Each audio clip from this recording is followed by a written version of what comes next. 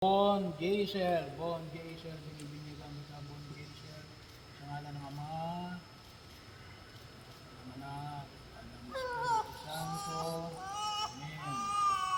Punasan mo. Punasan mo na eh. Punasan mo. Ngayong naganapan ng Diyos Ama ng ating Panginoon sa Kristo, ang muling pagsilang sa tubig ng Espiritu Santo, ang pagkapahid na langit sa nagpapakilala ng paglubog ng Espiritu Santo sa muling sinilang sa binyag. Maging matagawang bata nito sa kanyang pakigsay Kristong Hari, para propeta ng kasawalang hanggan. Amen.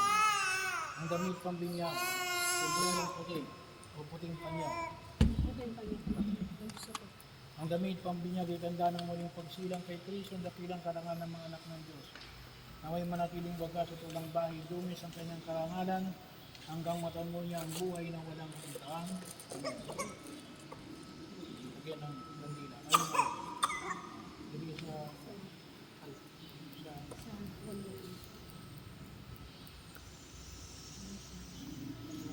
hindi lang mo tatay.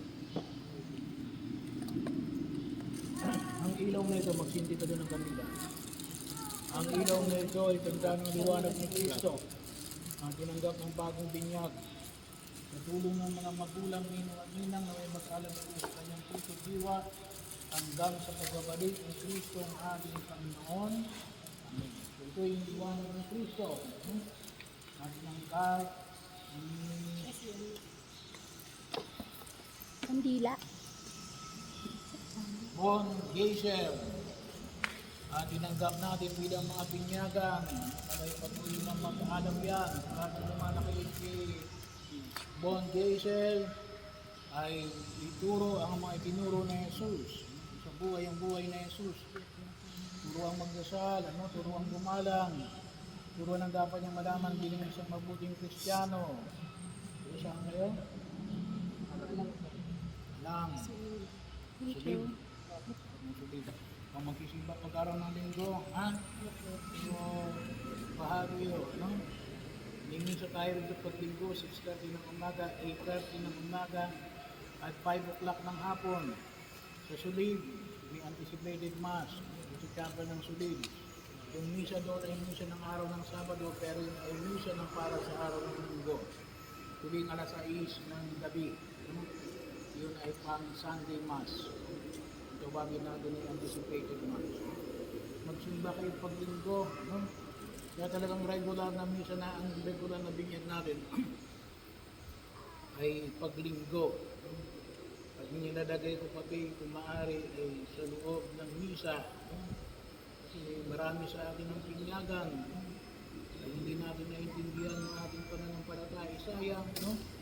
Sayang yung biyaya ay pinagkaloob ng Diyos, hindi natin naintindihan. Paano natin magagamit kapag hindi natin naintindihan yung kapangyarihan na kaakibat ng pagiging mga anak ng Diyos.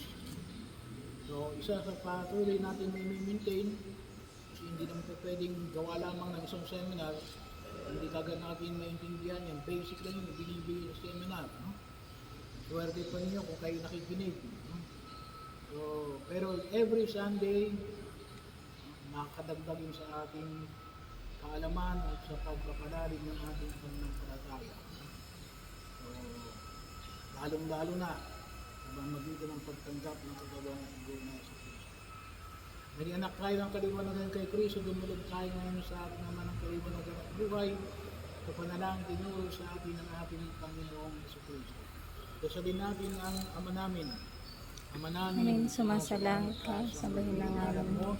Mapasa amin ang kaharian mo, kasi ng loob mo dito sa lupa, para lang sa langit. Hindi mo kami minyo na aming kakanin sa araw-araw, at patawarin mo kami sa aming mga sala, tulad ng pagpapatawad namin sa mga nagkasala sa amin. At huwag mo kami ipahintulot sa tukso, at hadya mo kami sa lahat ng masama. Amen. Sa pamagitan ng binyag tayo naging mga anak ng ating amang nasa langit. Sa pamagitan ng binyag tayo ay naging kapatid ng ating Panginoong Jesucristo. Sa pamagitan ng binyag, ginagabayan tayo ng Espiritu Santo. Sa pamagitan ng binyag, tayo ay naging mga anak ng ina ni Jesucristo. Ina rin natin ang ina ni Jesus na walang iba kundi ang mahal na Birheng Maria. Hulingin natin na naway patuloy tayong alagaan ng mahal na Birheng Maria Kung tawagin natin dito, Nuestra Señora de la Natividad, Nuestra Señora de la Ortiz. Tulad ng kanyang pangangalaga kay Jesus. Lalong-lalo na para kay Von Jason. Gusto din natin ang Abaginoong Maria.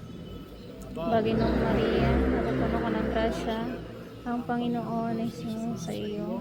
Bukod kang pinagpala sa babaeng lahat, pinagpala naman ang anak na si Jesus. Santa Maria, Ina ng Diyos, panalangin mo kami kung makasalanan, ngayon at kung kami mamamatay. Amen.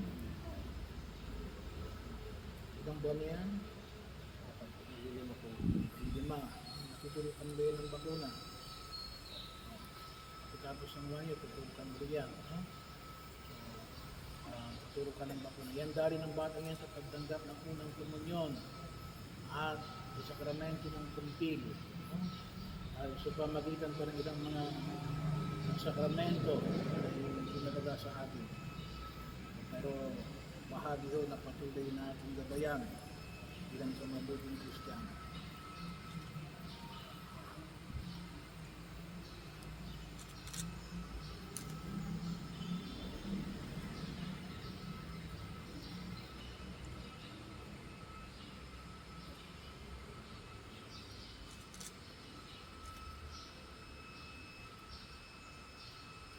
Ama namin ang pagmahal amin ay pinag-iwan sa komendo, nagbibigay ng iyong buhay at dangal, habang panahon kaming lilingon sa iyo dahil sa lahat ng awat at biyaya.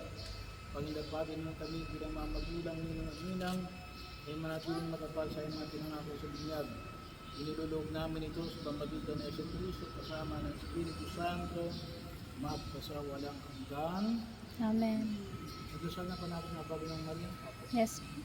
Kumain niyo ang Panginoon. At sumain niyo rin, Pagpalain kayo ng makapangyarihang Diyos, Ama, Anak at Espiritu Santo. Amen. Amen. Magandang umaga po sa inyo lahat.